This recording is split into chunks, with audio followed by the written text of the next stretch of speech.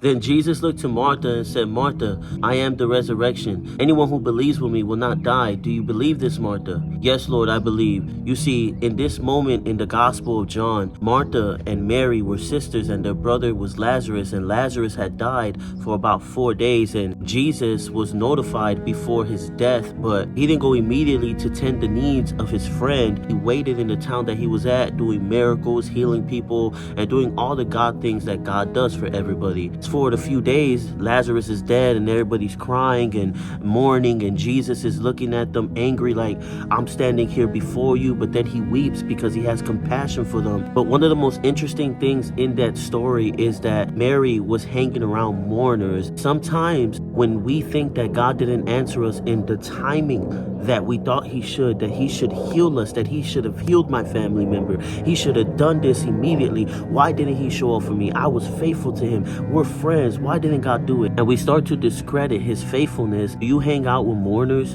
Do you hang out with people who amplify the death in your life, who amplify the dead thing that's inside of you, your inconsistencies, your failure, your fear of trying something new, keeping you down because of what happened to you in your childhood? So they pass you the blunt, they pass you the liquor, they pass you the pills, and they hang around with you because they're professional mourners. But the Lord called Mary by name, and like the Lord is calling so many of y'all. Do you believe that I still can resurrect your life? You see, he called Lazarus from the dead, and Lazarus resurrected, but Lazarus still had to unbind the grave clothes. And God is saying to some of y'all, I've saved you, I've delivered you, and it's time for you to take off those grave clothes that you've been wearing for far too long. You have to believe that I am the resurrection, that I am going to be with you even in the toughest moments of your life, even when it doesn't make sense and my timing doesn't make sense for you.